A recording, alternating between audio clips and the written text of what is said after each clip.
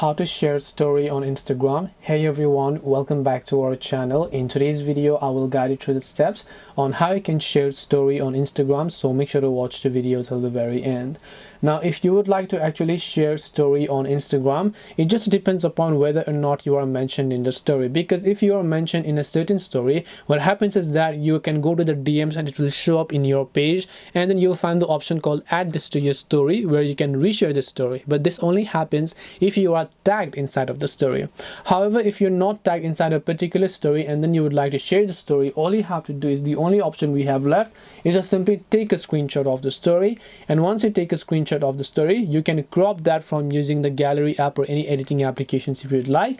And now you can just tap the plus icon, select that story that you took a screenshot, and sometimes if it is a video, you might just want to take screen recording, and you can mention that person whether or not you want it, and then you will be able to share that story.